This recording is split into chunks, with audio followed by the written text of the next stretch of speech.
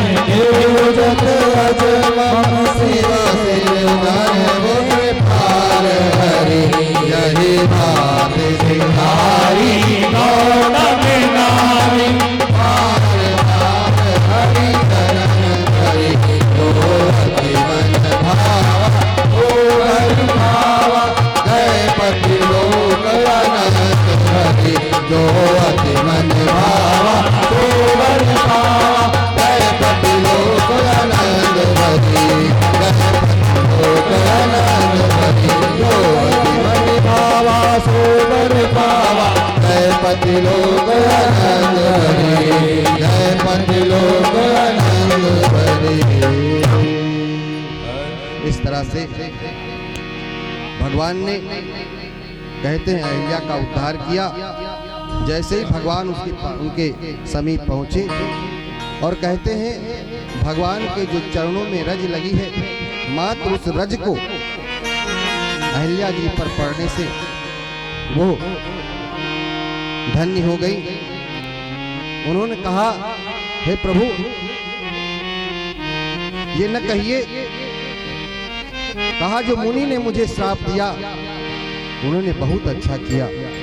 क्यों हे नाथ, यदि मुनि ने मुझे श्राप नहीं दिया होता तो हे नाथ देखो भरे लोचन हरि भव मोचन, यह लाभ शंकर जाना।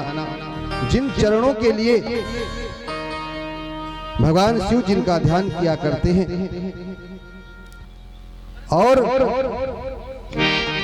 जिनके लिए जो बड़े बड़े मुनि योगी अमलात्मा विमलात्मा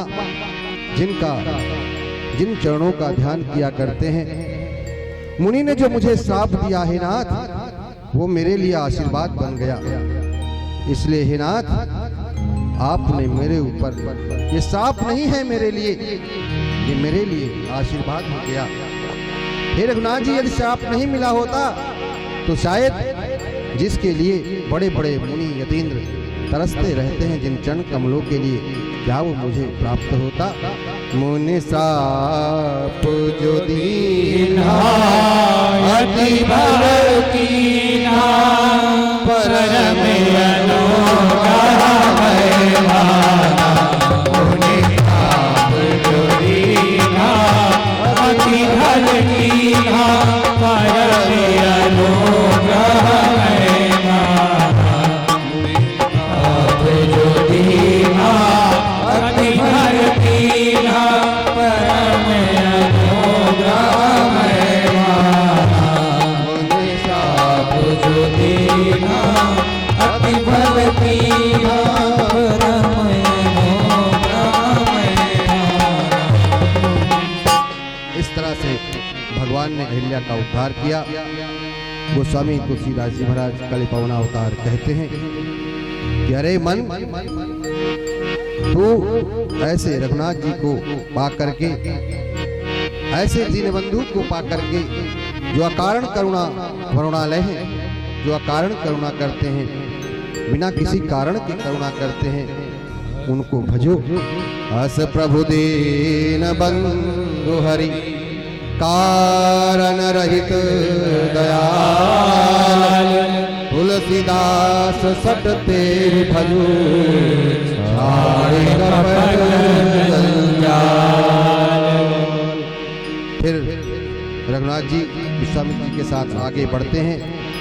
कहते हैं जब राम जी और लक्ष्मण जी के साथ विश्वामित्र जी जा रहे होते हैं तो जब आगे पहुंचे तो गंगा मैया का दर्शन हुआ। कहते बोलिए गंगा मैया की जय हो, पवित्र पावनी गंगा मैया की जय। कहते हैं यदि हम घर में भी बैठकर गंगा का स्मरण कर लें तो कई जन्मों के पाप हमारे नष्ट हो जाते हैं। कहते हमारे यहाँ यदि केवल जिस कहा कि प्रभु इतने दयालु हैं, क्या बाबा लिखते हैं यदि हमने मन में सोच लिया, यदि मेरी इच्छा है कि मैं अयोध्या जी जाऊं, मैं वृंदावन जाऊं, पर यदि आप जा न पाए, कहते गंगा जी का मात्र आप नाम ले लीजिए तब भी आपके कई करोड़ जन्मों के पाप नष्ट हो जाते हैं। ऐसी है हमारी भारतीय संस्कृति, सनातन परंपरा। तो भैया जहां इतनी सहजता है तो हमको कुछ नहीं करना है, केवल मानसिक रूप से ही यदि आप चले जाते हैं और स्नान कर लगते हैं जिसमें एक पैसा भी आपको नहीं लगना है। तो विश्वामित्र जी ने गंगा की महिमा को प्रतिष्ठित किया। कहते हैं यहाँ पर क्या छूट है, बाबा लिखते हैं कि मानस पुण्य हो ये नहीं पापा। कहते हैं अगर आपने मानसिक पुण्य कर दिया है तो वो फल आपको प्राप्त हो जाएगा। यदि आपने मानसिक पाप किए हैं तो उसका जो अपराध है, जो उसका अपुण्य है, वो आपको प्राप्त नहीं होगा। केवल मन से विचार करना है कि मैं गंगा जी जा रहा हूँ। यदि आप किसी कारण नहीं पहुँच पाए तो उसका पूरा फल आपको प्राप्त हो जाएगा। इसलिए हमारे यहाँ मानस पूजा की विशेष महत्ता है। इसलिए भैया केवल मन से जो है आपको भगवान का नाम लेना है, मन से गंगा जी जाना है। ये सब यदि आप करते रहे तो आपका पुण्य वर्धन होगा। कहते हैं एक संत, एक कथा आती है कि भगवान की मानसी पूजा में थे और भगवान को वो भोग मन से लगा रहे थे केवल। तो कहा कि प्रभु आइए, आपको मैं दुग्ध का भोग लगा रहा हूं। तो मन से लगा रहे थे केवल, और जैसे ही वो मन से क्योंकि लगा रहे थे भोग को, जैसे दुग्ध सामने रखा और कहा प्रभु आइए भोग लगाइए, तो कहा अरे इसमें हमने मिश्री तो डाली ही नहीं है।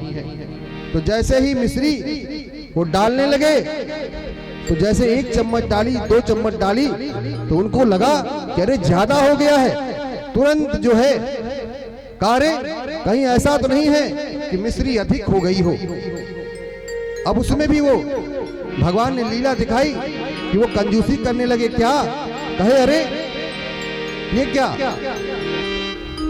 भगवान ने तुरंत कहा कहीं मिश्री ज्यादा न हो जाए दूध में। केवल मानसिक पूजा कर रहे थे, तुरंत भगवान ने हाथ पकड़ लिया, कहा अरे प्रभु, हे संत भगवान, आप ये क्या कर रहे हैं? आप तो मानसिक पूजा कर रहे हैं और उसमें भी मिश्री ज्यादा गिर गई, इसलिए विचार कर रहे हैं। भगवान को लीला दिखानी थी, इसलिए भगवान प्रकट हो गए और भगवान ने प्रभु को दर्शन दिया, संत भगवान को। इसी तरह हे भैया हमारे और हमारे आपके भी जीवन में भगवान हम आपको भी इसी तरह दर्शन देंगे। इसलिए भगवान का नाम आवश्यक है। तो इस तरह से गंगा जी की महिमा विश्वामित्र जी ने प्रतिष्ठित की। तो जैसे ही गंगा में स्नान किया, पूजा पाठ भगवान ने किया, तब प्रभु ऋषि समेत नहाए, विविध दान मही देवन पाए। वहाँ के जो देवता, हम आपका कर्तव्य है कि जब भी गंगा स्नान करने जाएं, त्रिवेणी स्नान करने जाएं, सरयू स्नान करने जाएं, यमुना स्नान करने जाएं, या किसी मंदिर में जाएं, देवालय में जाएं, तो वहाँ के जो ब्राह्मण हैं, जो सेवक हैं, उनको हमें कुछ न कुछ दान अवश्य करना चाहिए। हम भले सब धर्म करते हैं पर उस समय करते समय भूल जाते हैं, हमको विस्मृति हो जाती है। और हम अगर वो 100 रुपया मांग लेता है तो हम तुरंत जो है उसका हाथ पकड़ लेते हैं, उससे हम बहस कर लेते हैं। तो भैया हम आप सनातनी हैं, हमको ये सब नहीं करना है, क्योंकि ना जाने कहीं रूप में नारायण मिल जाएं। हो सकता है भगवान ही आपको प्रसन्न होकर के आपसे मिलने आए हों और आप ऐसी लीला कर देंगे तो भगवान आपका भी उसी तरह हाथ पकड़ लेंगे जैसे उन संत भगवान का पकड़ा। तो भैया जब भी किसी तीर्थ में जाएं, वहाँ जो भी हैं उनको कुछ न कुछ आप स्वेच्छा से दान करके आएं, उससे भी आपका पुण्य वर्धन होगा। तो भगवान ने भी गंगा के किनारे बैठे हुए सबको उन्होंने दान दक्षिणा की। पूर्व रम्यता राम जब देखी, हर से अनुज समेत विसेखी, बापी खूब सरित। और फिर जैसे ही विश्वामित्र जी के साथ हरस चले मुनि वृंद सराया, सहाया बेग विदेह नगर नियराया। जैसे ही विदेह राज का राज्य जनकपुर निकट आया तो भगवान वहीं पर गुरु विश्वामित्र जी के साथ ने कहा कि भैया राम लक्ष्मण आइए, हम और आप आज सुमन वाटिका बाग वन विपुल विहंग निवास, फूलत फलत सुपल्लवत शोभत पुर चहुपास। और उसका वर्णन बाबा ने किया। पुर नर नारी सुभग सुचि संता, धर्मशील गयानी गुणवंता। यहाँ के कैसे, यहाँ के जो रहने वाले लोग स्त्री पुरुष हैं, पवित्र हैं, साधु स्वभाव वाले हैं, धर्मात्मा हैं, ज्ञानी हैं और गुणी हैं। इस तरह से फिर वहां पर एक बाग दिखाई दिया और भगवान को आदेश किया विश्वामित्र जी ने कि यहीं हम और आप आज विश्राम करते हैं। तो कथा भी यहाँ विश्राम लेती है। तो आइए 2 मिनट भगवान का नाम कीर्तन करें, फिर आरती में भगवान की आरती होगी। प्रसाद लेके आप लोग जाएंगे।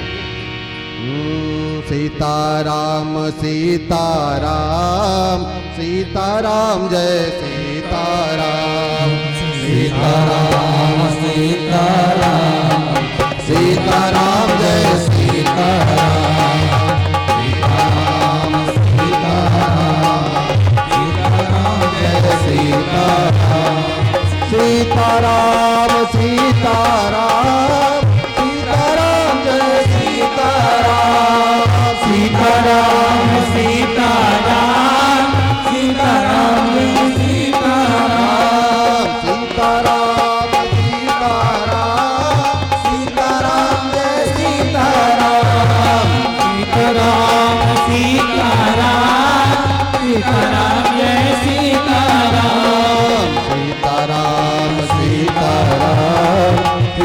सीताराम जय सीताराम, सीताराम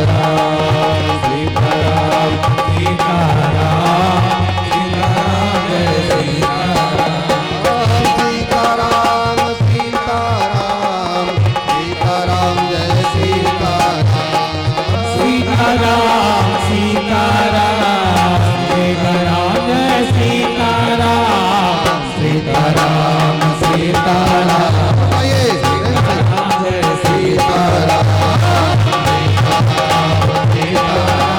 सीताराम जय सीताराम, सीताराम सीताराम सीताराम जय सीताराम, सीताराम सीताराम जय सीताराम, सीताराम जी महाराज की जय हो, मैया की सब संतन की सब विप्रन की जय जय श्री सीताराम। आप लोगों से अनुरोध है कि कल की जो कथा है उसमें श्री सीताराम जी का विवाह होगा, धनुष भंग लीला होगी। तो आप सभी से ये प्रार्थना है कि आप लोग अधिक से अधिक मात्रा में भगवान की चरित्र की जो लीलाएं हैं, धनुष यज्ञ और भगवान के विवाह में हम आप सभी सम्मिलित हों। तो कल इस लीला का श्रवण करने के लिए आप अधिक से अधिक मात्रा में पंडाल में पधारें। जय सिया राम, जय सिया राम, सीताराम चंद्र भगवान की जय हो। सभी लोग यथास्थान खड़े हो जाएंगे। अब भगवान की आरती होगी, फिर प्रसाद लेकर ही प्रस्थान करेंगे। हरि ओम तरुण हरे भयानमे असुरसीला गंग सर्वगण गंग सस्ते अभयसनयज्ञं बाहुलां मे तरोदन्नं पयोरितोऽस्मादङ्गाः कदलीगर्भसम्भूतं कर्पूरं रुद्रदेवतम् आरार्तिक्यम् अहं गुरुमे वरदौ पश्यमे भवः सूरजो वजायता श्रोता गायश्च प्राणश्च मुखार्दग्निर्गयायतः साज्यं च वर्तसंयुक्तं वाहिनः योजितं मया दीपं ग्रहणदेव सत्लोकप्रतिमरापहम् आरती श्री राम